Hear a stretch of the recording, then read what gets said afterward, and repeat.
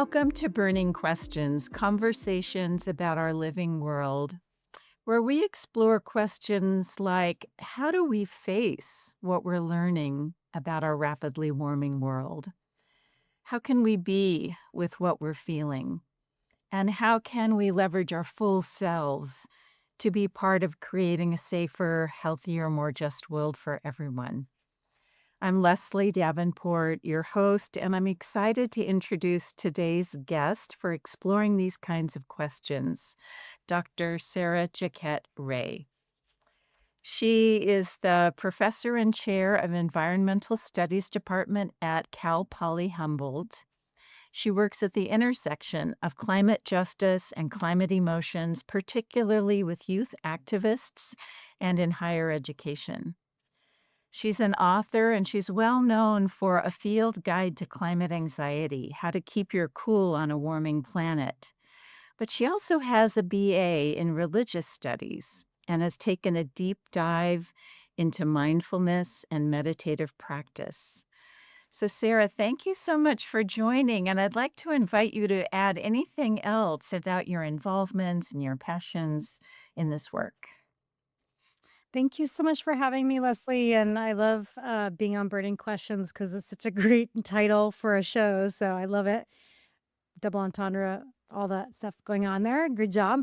And I think that the other thing I would just add is that I too have a show called Climate Magic where we're talking about similar things. So it's so fun to be in dialogue and have this conversation with you. And I would say too, when you said that I'm taking a deep dive into mindfulness and meditative practices, it really helped me calm down my nervous system. So thank you for reminding me that that's an identity I aspire to. Yes. Well, good, and I hope we'll unpack that a little bit more. So, but let's start with describing your wake up moment, that point when you really became aware of the climate crisis. Interestingly, when you set me up with that question, I wanted to share that for the first couple of years of learning about climate change, I was coming at it from a critical perspective, from an environmental justice perspective. At the time when folks were first sounding the alarm about climate change, it was a lot of kind of older white guys, and the people in the environmental justice spaces that I was studying were really a little bit pushing back on the framings of climate change, the ways that climate change was distracting resources and attention away from justice movements. And I remember writing several final papers during graduate school, kind of against climate change, so it's against caring about it, against worrying about it, against the framing of it, against even Yes. thinking about it at all. So it's sort of it was a funny starting place for me. And then the kind of, wait, hang on, maybe I do want to turn my attention to this came when I had my first child. So I remember when I was pregnant thinking, oh, hang on, is this a terrible mistake? And so it was a sort of a moment of thinking, wait, is the planet actually going to be okay? And so that was the first layer. And then a second layer really happened when my students in about 2014, 15 timeframe were getting really involved in the intersections of social justice movements and climate change. So we had the People's Climate Strike, there was 2015, and then Standing Rock. Mm. These were moments of young people, but also indigenous communities and other justice movements, immigration in particular, that were coming together and saying, actually, climate issues are intersecting with labor, with migration, with, you know, nature defenders, and in ways that made me think there's something more to this here.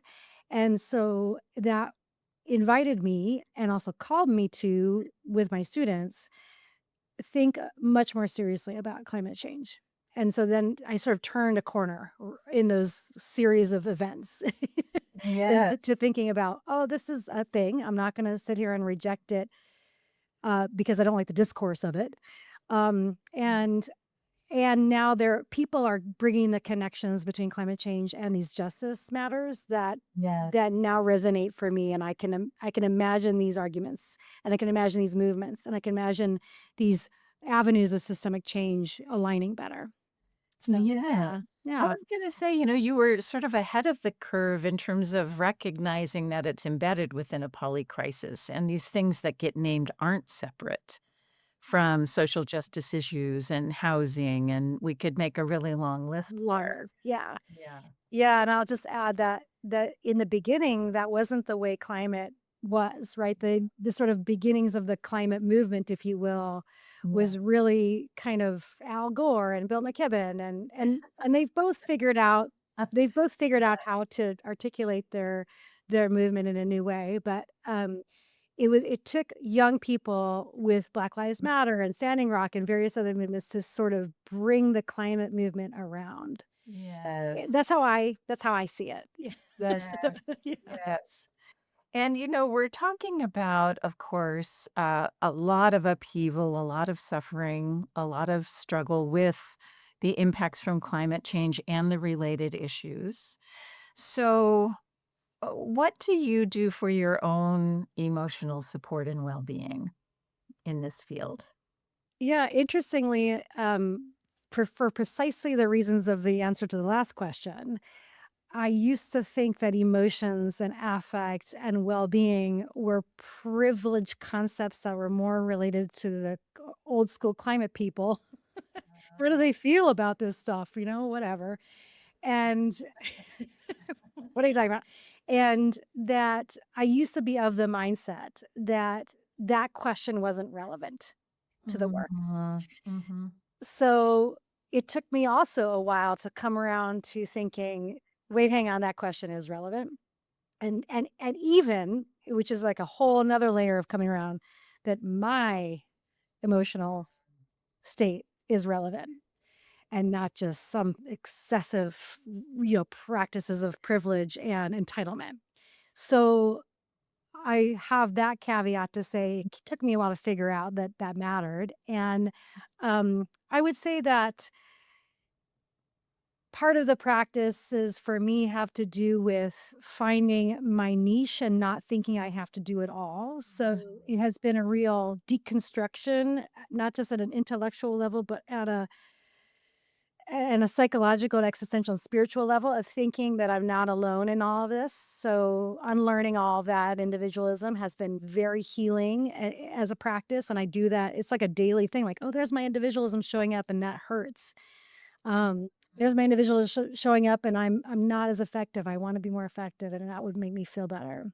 So there's a marriage there between kind of a cultural and political and psychological practice. And I'd say that making sure I'm spending some time every day in this space is a practice, right?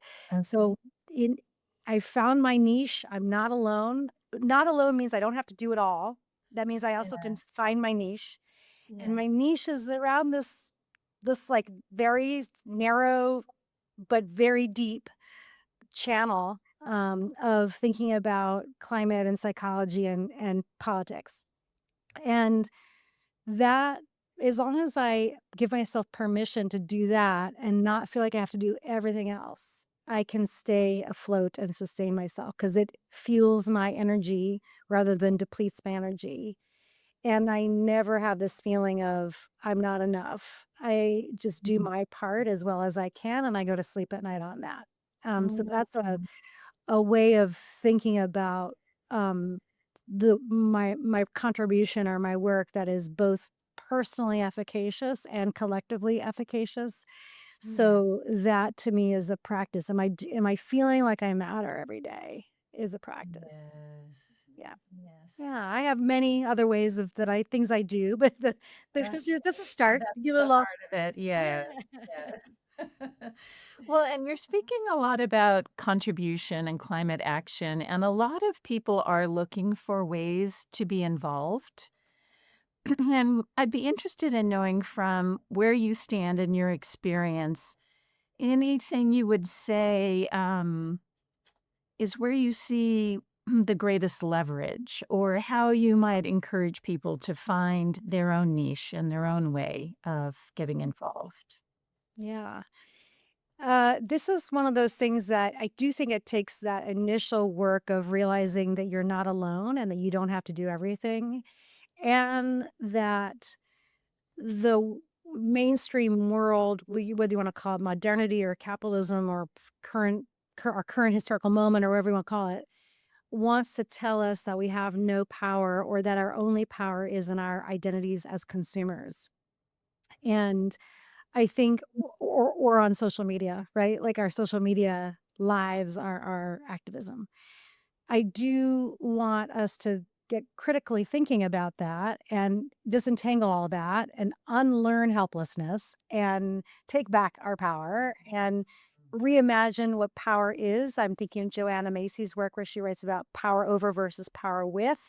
So we often have a negative association with power. Maybe the word agency or mattering is or efficacy. It might be other words that people prefer, but the sense that we aren't already doing enough or that we need to find something to do, it comes from this kind of scarcity mindset stuff. And I think that people figuring out how to, in a sort of Ayanna Elizabeth Johnson way, where she has that beautiful climate action Venn diagram, Yes. I have this idea that that overlay of what gives you joy, what skills you already have, and what the world needs are three Mhm. circles of a Venn diagram where the overlapping section she calls your sort of unique climate action. I like to call it your climate magic.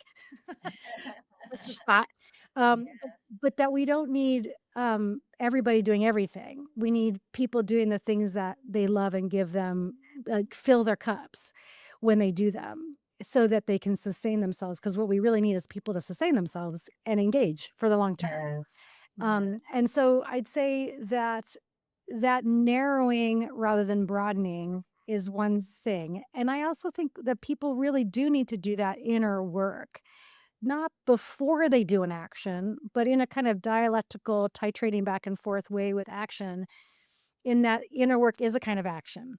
And so that we can start to see that when we aren't examining how the systems that we don't like in the world that we want to change are are actually in our cells are already, they're in the way we operate and move through the world already, and that Mhm. Mhm. if we don't examine that stuff and we just try to get to action right away, we are more likely to just replicate those systems out in the world. And so to sort of work on one of those places in ourselves where, punishment, where punitiveness, where incarceration, where houselessness, where sexism and ableism and all these things are operating through the way I work in the world, that that is an initial horizon of work always already, and that if we want to build a world that doesn't have a lot of those power structures or forms of injustice or tendencies towards destruction or exploitation, that there's work always right here, right here. It's Yes. right here. And of course I'd like to scale out that Yeah. work. So it kind of is a little bit of back and forth, right? I don't want to replicate in the world the things that I'm trying to dismantle in the work to dismantle it. And so there's an always a back and forth thing about doing that inner work. Some people say that hurt people hurt other people, right? And I like to also say hurt people hurt the planet. So Yes. there's this like, okay, can we heal some of our wounds so we show up in a way that doesn't, even with the best intentions, continue to do harm out there? Yes, that's beautiful. Kinda reminds me of the fractal model. Totally. Yeah. Yeah. Yeah. In a fractal model, it doesn't even make sense to talk about scale. It doesn't even make sense to say, oh, I'll scale out my impact. Right. Right. Yes. Well, given the scope of things, how intense things get sometimes, the complexity, it sounds like you've really been practicing for a number of years how to come home to yourself, how to find those practices. But do you have an anchor or a go-to quote, practice, something that helps you ground when you need that? Yeah, that's every all the time kind of thing. So it's right there. It's immediately available to me right now as we talk. I don't even have to think about it. And I appreciate that, from where I stand and from my position, my relationship to the poly crisis is it's uniquely my own. But for me, so much of what brings me overwhelms and suffering is bearing witness, paying attention, feeling like an implicated subject, meaning I'm causing a lot of the Mhm. discomfort. So oftentimes I don't feel like I'm on the receiving end of oppression.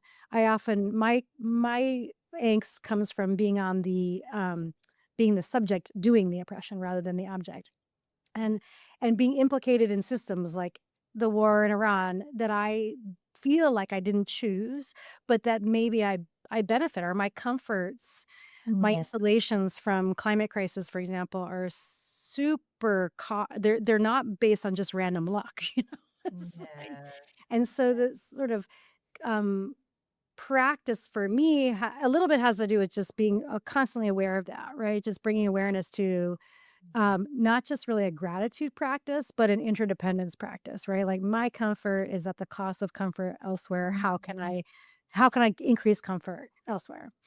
And so there's a political implication to it. But personal, like when I feel despair and overwhelm, my go-to place is an Adrienne Maree Brown thing. I mean, Adrienne Maree Brown's Principles of Emergent Mhm. Strategy, you just mentioned fractals. Yeah. Um, there's a phrase that she uses that in my mind I've kind of reframed, and it's based on ancient wisdom traditions. Many neuroscientists will talk about neural pathways. And I mean, there's all kinds of ways you can think about this, but the quote is feed what you want to grow.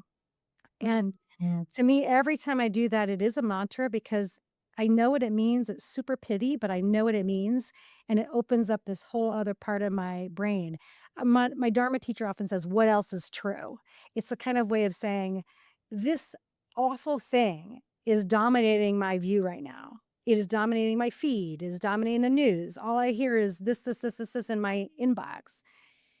And that is like, when you go to a festival or concert and there's, like, something on the main stage with all the lights on it and everyone's looking at it, and that's the loudest thing, but there's all kinds of stuff happening in the shadows and the corners and around in that little grove over there or whatever, Yeah. and if you can just block out your attention from that glaring thing on the main stage, you might actually start to see all these other things happening. And the more we collectively and individually turn our attention to these other stages happening elsewhere, other events, other news, other solutions, other collectivities, other creativities, other people building worlds in these micro utopias elsewhere, the more other people will see those things too. And in actual flow of energy, but also in material reality, those beautiful parts of the garden or the festival or whatever you want to call it, the metaphor you want to use, will in fact actually grow. And I've found this to be true time and time again in my practice and in my life. And it Mhm. is the go to for me. It Yeah. is the go to. Yeah. Feed what I want to grow. This thing over here, this monster in the room, I don't want to grow. So I'm Yeah. not going to feed it. I'm going to go feed this little dandelion growing over here in the cement crack. Yeah, it's So, beautiful. yeah, whatever metaphor you want to use, but gardens, concerts, there's all kinds of things Yeah. you can Yeah. metaphors, but it's, there's lots of stuff that's vying for our attention. And Yes. I can choose to put my attention on the stuff that I love, because the angst and the worry and the anxiety and the dread that I feel about the monster in the room, as you know, as a psychologist, is a flip side of love, right? So something I love is being threatened by this monster. And Yes. I can either try to I can like punch or grab the ankles of the monster and try to take it down. Or if I feel like I'm too small to do that and it's never going to work and I can't even touch the monster because it's so big or so far away, I don't have to just sit, curl up in a pile of fetal position despair. I can turn my attention to the stuff I love that monster threatens and try to make the thing I love grow bigger. Yes, and to like you say, also to recognize and witness and join such beautiful communities and efforts that are happening in all kinds of ways. Exactly. Yeah. Right. And lift them up and, be screaming in the audience. Hey, check out what's happening over here on this stage, in the shadows. Yeah. Yeah. Yeah. Rebecca Solnit calls that shadow work. Yeah. So, yeah. Mhm, Mhm. mhm. Yeah. Well, I invite you to just pause a moment and consider whether there's anything else that's on your heart, on your mind that you haven't voiced that you might like to. Hmm. Well, thank you, Leslie. I guess I'd say that when I first sought out to ask this question, and my attention first got turned to the psychological dimensions of climate change, I was concerned about my students burning out or not having or having apathy or even nihilism and cynicism and just ending their lives. Even I mean, it was like that. I think it was that existential, and it still is. Yeah. Um, and so the question was less how will climate change affect our psychology, our mental health, but rather how does our psychology and mental health affect our ability to stay engaged? So Yes. sort of that direction. And I think that in studying that question from many different disciplines perspectives, psychology, wisdom traditions, Buddhism, neuroscience, all of the any place that I can find information about tell you say, "Help me, help me, help me." Um, I would say that if there was a holy grail of, like, what we're trying to go for here, it really is rebuilding social infrastructure and collectivity. And so I have put climate actually a little bit aside as the primary problem to solve. And I'm putting it in quote marks because that's kind of a framework, right? Like there's this problem and I'm going to try to solve it. When we frame it all that way, it becomes very disempowering. It feels too big and it's really difficult to touch the elephant, like the sort of parable of the elephant and the blind mice as kind of a hyper object. It's just so big and I can't even deal with it. But if we frame it as the root of the problem, and I'm thinking here of Kyle White's work and many, many, many other indigenous scholars, but many people are saying that the root of the crisis, the poly crisis, is not climate change. It's not carbon in the atmosphere. It's not the industrial revolution. It is in fact the rupture of relationships. Yes. And that is why the poly crisis looks like it has many heads, but it's actually just Yes. it's the core, at the core, the thing that's at the root of them all, to Mm, use kind of a Donella Meadows, you mentioned leverage points earlier, to use like yes. the core of the iceberg for Donella Meadows is mindsets or epistemologies or however you want to Mhm. call that, a way of thinking about the world, is really about repairing relationship. And I'd say that in unlearning how individualism and anti-collectivism operates in my own life, I I am just struck by how it's really not about climate.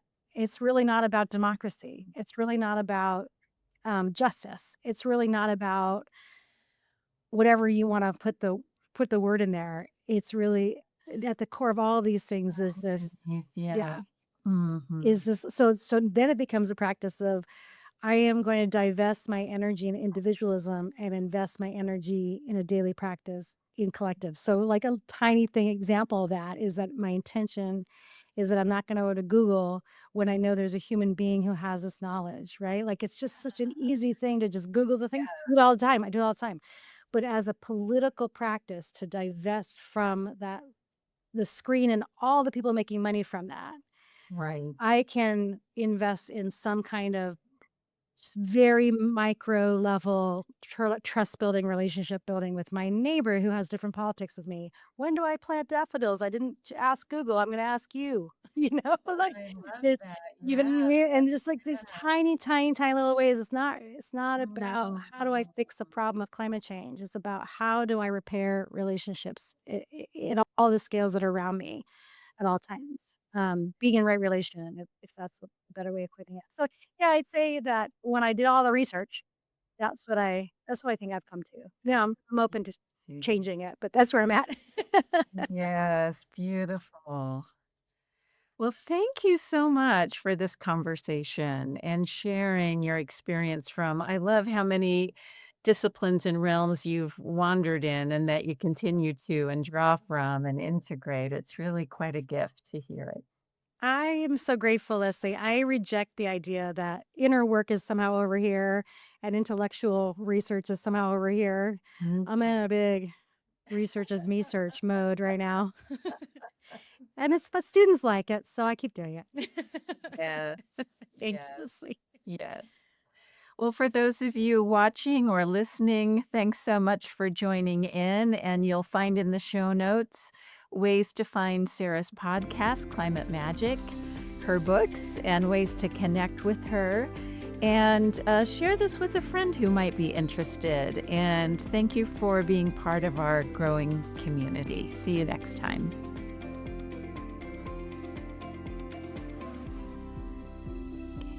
Okay, end. There.